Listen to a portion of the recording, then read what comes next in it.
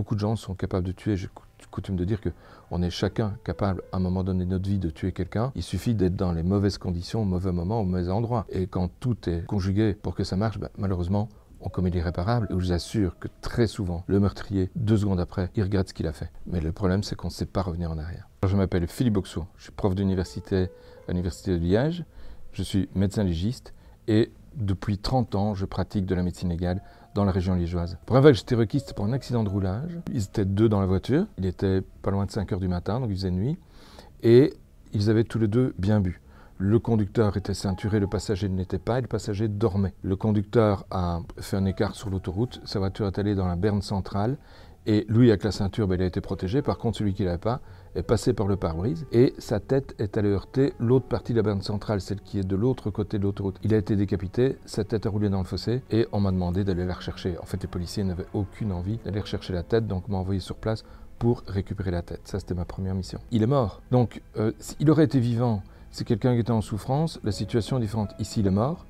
Et sans doute, un des derniers services qu'on puisse lui rendre, c'est effectivement de retrouver sa tête, qu'elle ne traîne pas au bord de la route. Donc, c'est pas quelque chose qui me choque du tout, mais vraiment pas. Ça fait partie du service, du devoir à rendre à quelqu'un qui est décédé. Alors, les cadavres, c'est vrai que tout le monde connaît, enfin, en tout cas, tout le monde croit connaître à travers les séries, parce qu'il y a beaucoup de bêtises qui sont racontées là-bas. Mais l'autre aspect que personne ne connaît parce qu'on n'en parle jamais, c'est que nous examinons des vivants. On examine des vivants pour, 1, des constats de coups et blessures, 2, des aptitudes à la conduite automobile. Ça veut dire que si le procureur se pose la question de savoir si quelqu'un peut encore conduire sa voiture, parce qu'il estime qu'il y a une déficience physique ou mentale, c'est à nous qu'on va l'envoyer. Je vérifie aussi si des gens sont capables d'être incarcérés, pour ne pas les mettre en prison, des gens qui ont besoin de soins médicaux et pour lesquels la prison représenterait un risque. Et puis, on me demande aussi d'évaluer des gens, d'évaluer les séquelles qu'ils ont suite à des accidents de roulage, à des coups et blessures, à des accidents du travail, etc., pour les indemniser. Donc c'est tout ça le métier. Et en fait, dans le métier de médecin légiste tel que je le vis, je vois 80% de vivants et 20% de morts. Celui qui nous prévient qu'il se passe quelque chose et qui nous dit « je vous requiers », c'est le mot, c'est la réquisition, ça ne peut être qu'un magistrat. Il y en a 2 qui peuvent faire ça, le procureur et le juge d'instruction. Ce sont les 2 seuls magistrats qui peuvent nous requérir pour aller examiner un mort. Et c'est eux qui décident de l'opportunité. C'est-à-dire que le magistrat a la possibilité de décider « oui, c'est opportun que je voie le médecin légiste » ou « non, je ne l'envoie pas parce que tout compte fait, tout est clair, je n'ai pas besoin de lui ». Donc c'est lui qui décide de l'opportunité et c'est lui qui nous requiert. La mise en place du corps pour présenter à la famille. Nous, ce qu'on nous demande, c'est de réparer les dégâts que nous commettons. Donc, quand j'ouvre un corps pour l'autopsier, je dois recoudre toutes les coupures que j'ai réalisées. Par contre, on ne me demande pas de réparer les 62 coups de couteau que la personne a reçus. Ça, c'est pas mon problème, c'est le problème éventuellement de ce qu'on appelle le thanatopracteur, c'est-à-dire une profession qui est voisine non seulement de médecine légale, mais également des pompes funèbres, et qui restaure le corps de façon à ce qu'il soit présentable. On a recours à eux de temps en temps, surtout quand on a des meurtres d'enfants qu'on ne découvre pas tout de suite, qu'on découvre un peu putréfiés. Ils sont là pour les rendre visibles par la famille. Tous les morts ont une odeur, en fonction du stade, chacun a une odeur. Il y a vraiment une odeur de la mort sent. La mort a une odeur. Mais une odeur qui varie dans le temps, en fonction de l'évolution putréfactive du cadavre, en fonction aussi de la manière dont il évolue, parce qu'un cadavre qui évolue vers la momification ne putréfiera pas, et lui, il a une odeur de vieux papier, style parchemin ancien. Par contre, le cadavre qui putréfie, lui, passe par de ces odeurs, c'est vraiment dégueulasse, hein. Et s'habituer à ça, moi j'y arrive pas. Alors quand j'ai un putréfié, je commence par m'habituer à l'odeur. Quand vous vous habituez à l'odeur, il y a un moment où vous la sentez nettement moins, et où elle devient insupportable. C'est là qu'on peut commencer à travailler. Et donc, quand j'arrive sur place, qu'il y a un cadavre putréfié, je fais le tour du cadavre. Comme ça, je m'imprègne de l'odeur, je ne bouge pas trop, je fais juste le tour pour voir aussi comment je vais le prendre. Parce que c'est la putréfiée, il y a beaucoup de chances qu'il ait coulé, c'est les graisses du corps qui coulent au sol et ça dérape, il faut faire gaffe comment on s'y prend. Pendant nos études en médecine, on manipule des corps pour la dissection. C'est pas de l'autopsie, c'est de la dissection. La différence, c'est qu'une autopsie, on va à la recherche d'une cause de décès, et la dissection, ce sont les étudiants qui vont à la recherche de l'anatomie du corps. Les artères, les veines, les nerfs, les muscles, les tendons, etc. On va à la recherche de tout. Et donc, le premier cadavre que j'ai connu, c'était le cadavre que j'ai disséqué alors que j'étais étudiant. Vous arrivez dans une pièce, à l'époque, c'était comme ça, où il y avait plusieurs corps qui étaient allongés sur des tables et qui attendaient les étudiants.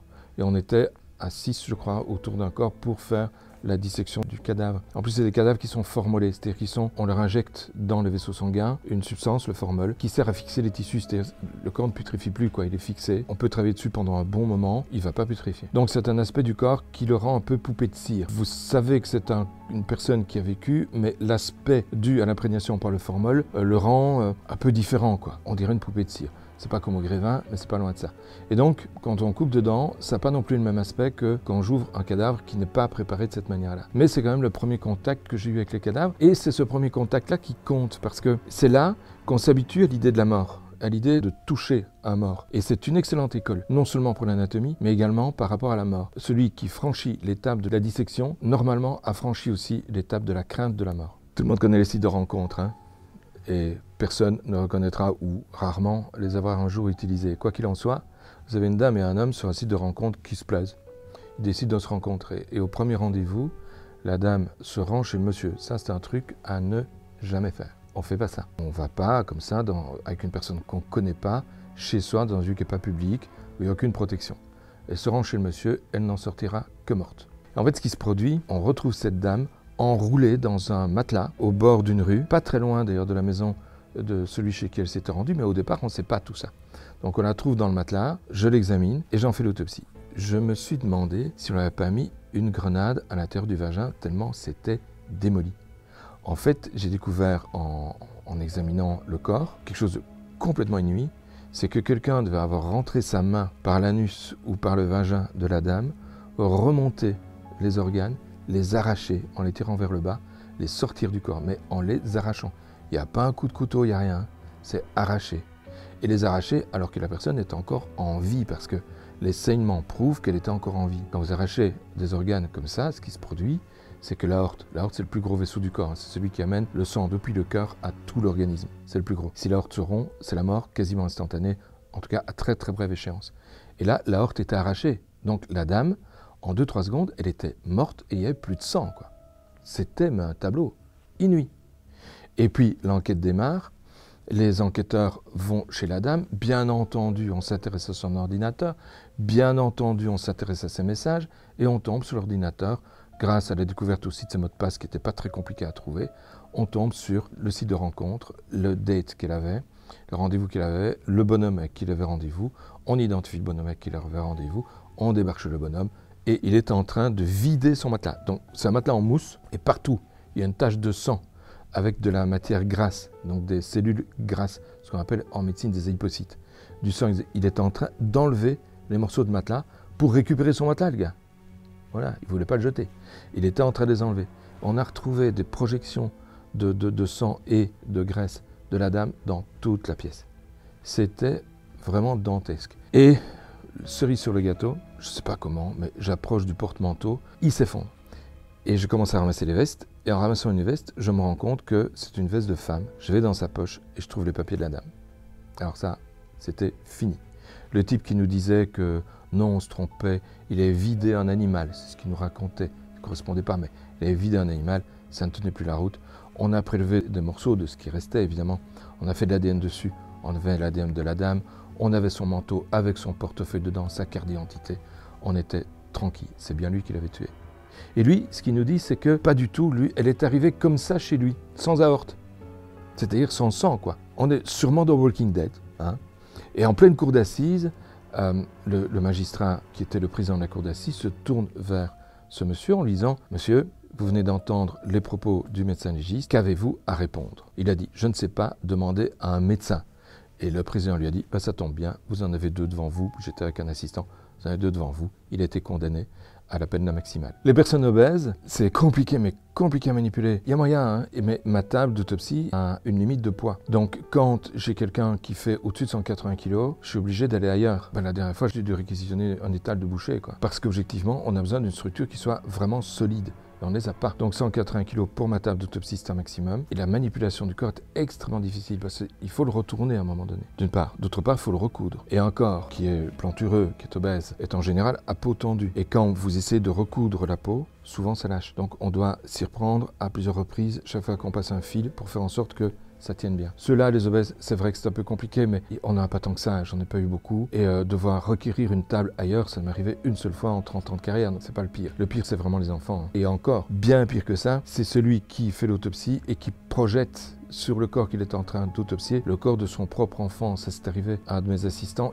En autopsie, j'ai vu que ça allait pas. C'était un gosse, garçon, un gamin, qui a le même âge qu'un de ses enfants qui a 8 ans. Il a fait une projection, il n'allait pas bien du tout. Et on a décidé qu'il arrêtait l'autopsie, il s'est fait remplacer. On est des êtres humains. La mort ne nous rend pas indifférents. Mais vraiment, ce que l'on cherche tous, je crois, dans l'exercice de ce métier, c'est à rendre un dernier service à la personne qui est morte en tentant de déterminer quelle est la cause de la mort, si quelqu'un est intervenu et à quel moment il est mort. Pour moi, c'est une façon d'être et je connais des confrères qui n'ont absolument aucun sens de l'humour. Mais c'est rare. D'habitude, les médecins légistes que je connais, français et belges, sont de bons vivants à qui on s'amuse bien. Je suis médecin légiste, j'aide l'enquête, mais je n'enquête pas. Je n'interviens pas dans l'enquête, sinon par le rapport que je dépose. Je crois que dans une enquête, pour que les choses fonctionnent bien, chaque chose doit être à sa place. Chacun doit être à sa place. Et en travaillant de la façon la plus optimale que l'on peut, eh bien, on arrivera sans doute à répondre à ce que la justice nous demande, c'est-à-dire d'avoir une justice de qualité. C'est ça le but. Mais chacun doit être à sa place. J'en ai eu un, auquel je pense, il est dans mes bouquins d'ailleurs. Je l'ai appelé le pendu pas pendu. C'est un monsieur qui fait 130 kilos. Et ce monsieur de 130 kg a une femme qui en a à peu près 60. Alors, le monsieur, on le retrouve pendu. Et vous savez, les pendus, c'est quelque chose qui est assez banal, entre guillemets, parce qu'on en a vraiment très régulièrement. Au moins, en région liégeoise, au moins un par semaine. C'est vraiment un mode de pendaison qui est classique. Alors, le mode de pendaison classique et le mode de mort classique, c'est un avantage et un inconvénient. L'avantage, c'est qu'on en a vu beaucoup. Et donc, on a la possibilité de facilement voir s'il y a quelque chose qui cloche. Le désavantage, c'est qu'on en a vu beaucoup et qu'on ne pourrait avoir tendance de se dire « Ouais, c'est encore un pendu comme d'habitude, qu'est-ce qu'on m'emmerde avec un pendu ?» Voyez, donc il faut vaincre cet aspect-là pour découvrir que chaque pendu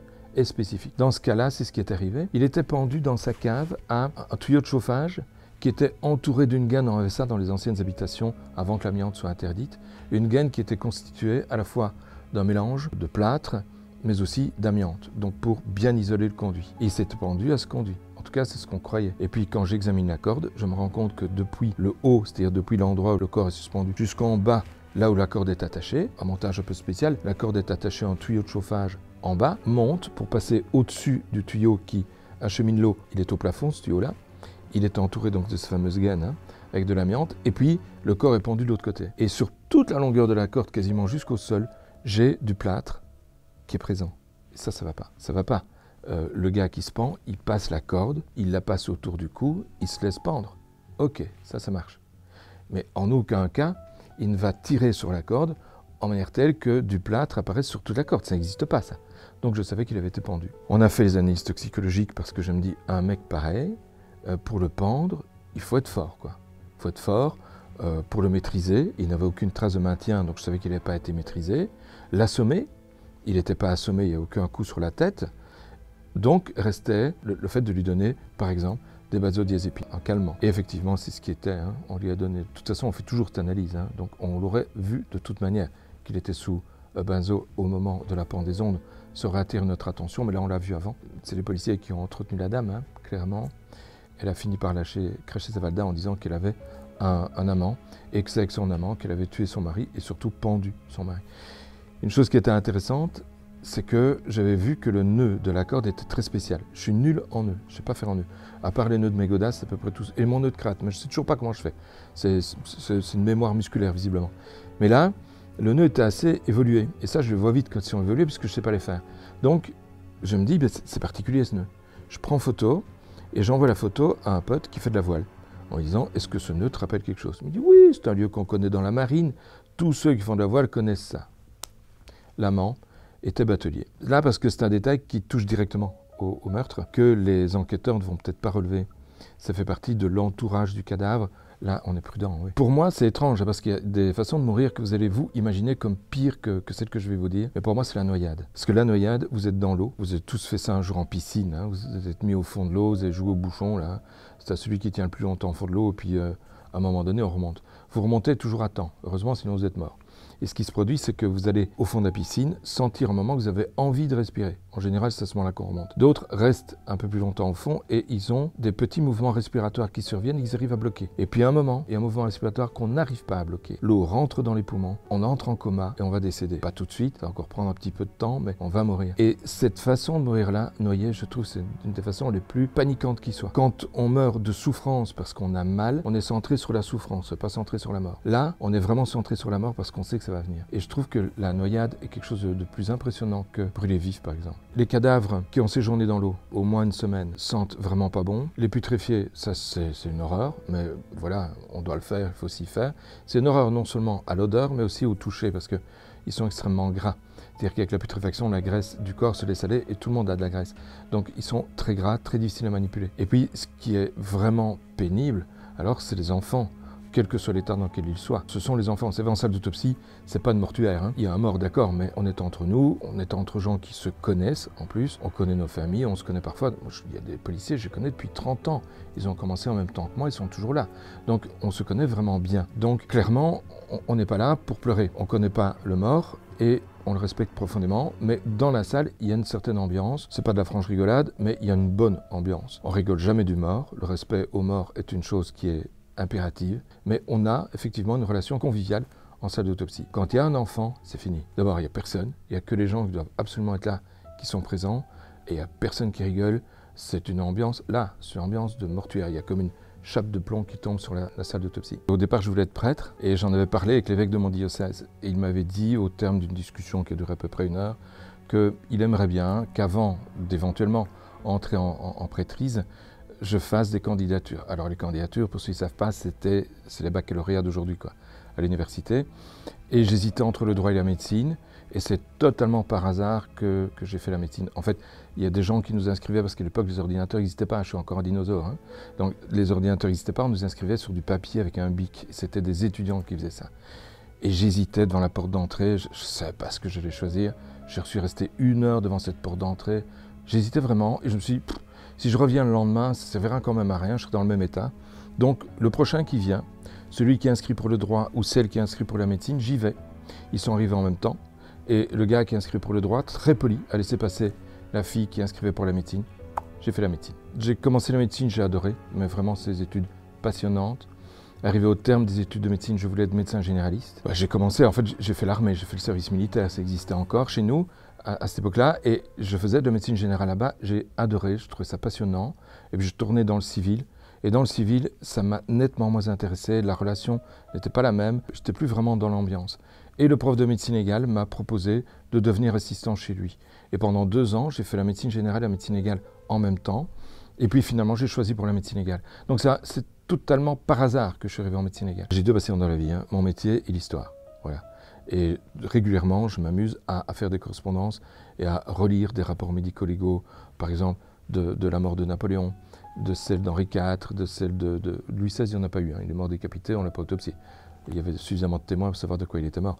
Donc voilà, c'est des rapports d'autopsie que j'ai lus, je trouve ça passionnant. Un autre médecin légiste aussi qui est passionné par ça s'appelle Philippe Charlier, qui a écrit d'excellents livres que je vous recommande vivement si vous aimez ça. On sait que les femmes ont plus tendance à utiliser des poisons, entre guillemets, que les hommes.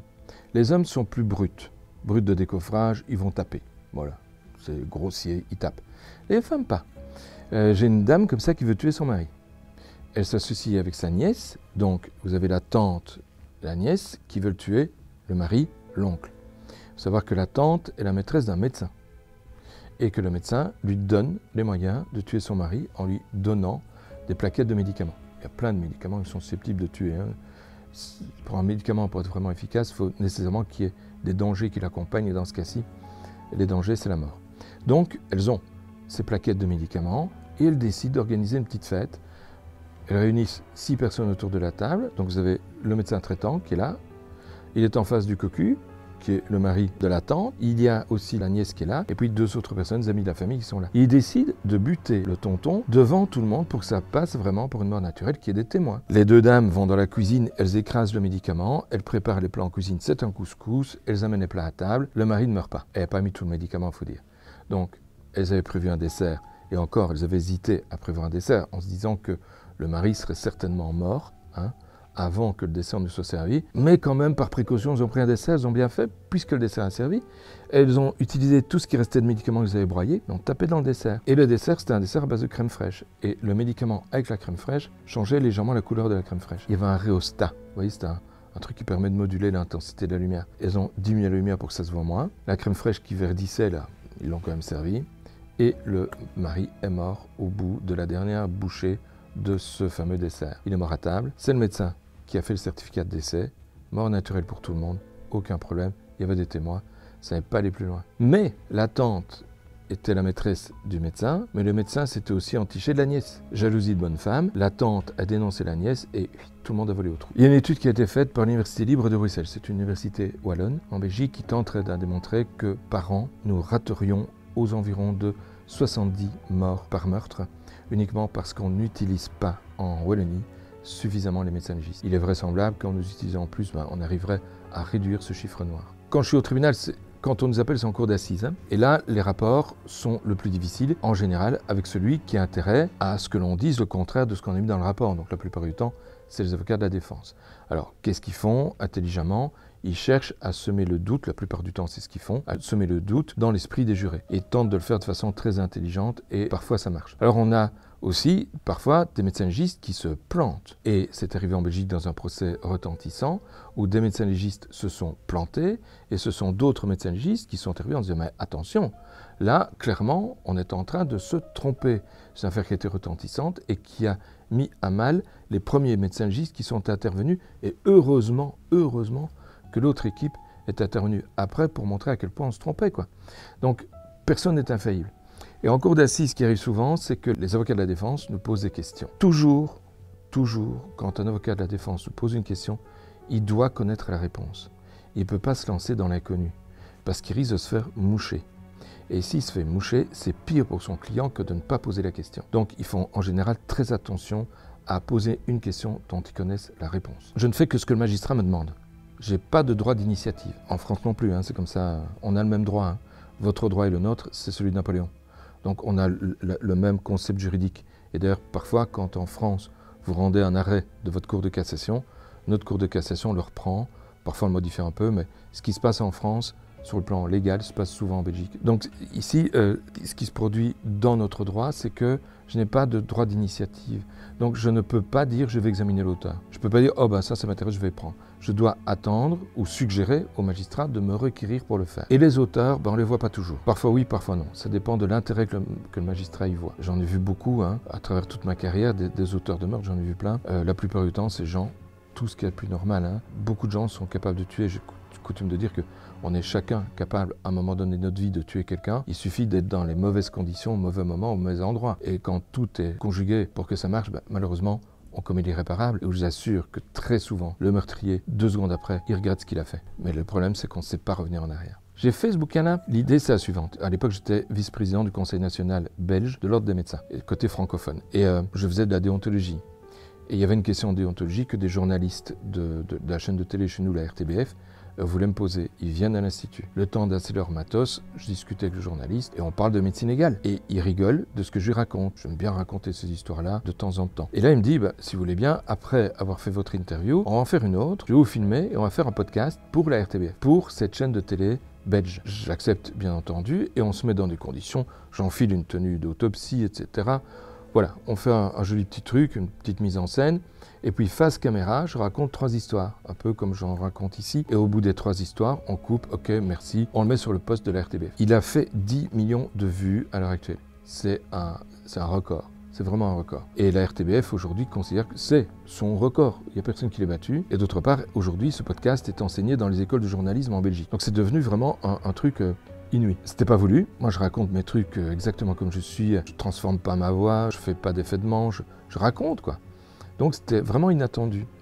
Là-dessus, il y a un éditeur qui s'appelle Dimitri Kennes qui me contacte en me disant « Vos histoires, vous les racontez super bien, vous ne pourriez pas les écrire ?»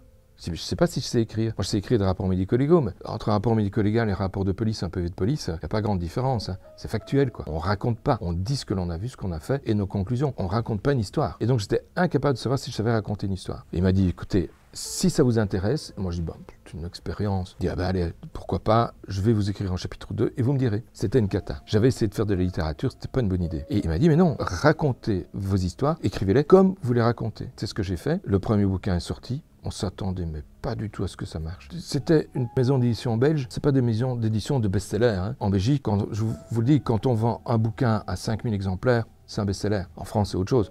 Donc voilà, il publie 2000 bouquins. En 2 semaines, ils sont partis. Il en republie 3000. En 2 semaines, ils sont de nouveau partis. Et alors, à partir de là, ça a été, mais wouah, une flambée. Il me dit, il faudrait que tu fasses un deuxième livre. Je dis, pourquoi pas? Tu racontes très bien des meurtres, pourquoi pas? Et j'ai raconté des meurtres. C'est le deuxième livre, c'est Entretien avec un cadavre. Et alors que le premier était en train de s'éteindre tout doucement, c'est vrai, les ventes faiblissaient, le deuxième est arrivé et ouf, le premier l'a suivi. Le premier a redémarré avec le deuxième, qui a beaucoup mieux marché, au début en tout cas, que le premier. Je ne comprends pas, moi, je ne comprends rien du tout. Et ce que je ne comprends pas non plus, c'est que ces bouquins intéressent à ce point-là. Pour moi, c'est l'histoire, je vais dire le mot, banale. Pour tout le monde, c'est rien de banal, surtout pour ceux qui vivent dans le dossier. Mais moi, c'est ma vie de tous les jours, donc une histoire de meurtre, c'est une histoire de meurtre de plus, vous voyez. Et donc, voir que les gens s'intéressent à ce point à ce que je raconte, j'ai toujours le cul par terre. Et effectivement, des histoires qui marquent plus que les autres, mais je ne peux pas les raconter parce que c'est des histoires qui touchent des enfants et c'est des histoires qui ont profondément bouleversé la région liégeoise. Bon, en deux mots, ce sont deux petites filles qui ont été assassinées, violées puis tuées par un monsieur. Ça, c'est des histoires qui marquent à vie. Toutes les catastrophes, on a eu à Liège 2 attentats terroristes menés par des gens qui se réclamaient du djihad. Ça marque. Mais c'est des histoires qu'on ne peut pas raconter. L'histoire que je raconte, c'est presque ça, mais les gens ne comprendront pas si je le dis, mais je vais le dire quand même. Pour moi, c'est l'histoire de la vie de tous les jours. Tous les jours, il y a quelque part en Belgique quelqu'un qui meurt parce qu'il est assassiné. Donc, c'est des histoires de la vie de tous les jours. Pour moi. Pour tout le monde, c'est pas vrai, mais pour moi, bien. Et à côté de ça, il y a des histoires qui marquent parce qu'elles sont exceptionnelles. Mais ces histoires exceptionnelles, je ne tiens pas à les raconter parce qu'à ce moment-là, je vais le faire dans le sensationnel et je ne tiens pas à faire du sensationnel. Je veux raconter la vie telle qu'elle existe, telle qu'elle existe dans la vie de tous les jours. J'ai fait un chapitre dans un de mes livres que j'appelle Le cul et les écus. C'est une phrase que je n'ai pas inventée, je ne vais pas m'attribuer quelque chose qui n'est pas de moi. C'est Dédé d'Anvers. Donc Dédé d'Anvers, c'était un proxénète très connu en Belgique dans les années 80-90. Et il avait lâché cette phrase à la télé que j'ai toujours retenue. Je dirais que c'est le cul et les écus. C'est un beau jeu de mots. Et c'est vrai. À part les attentats terroristes, le cul et certains meurtres gratuits aussi, qui sont le fait de psychopathes ou de sociopathes, il faut les garder aussi. C'est le cul, pour des histoires de cul ou pour des histoires de sous, qu'on tue le plus souvent. C'est malheureux, mais c'est comme ça.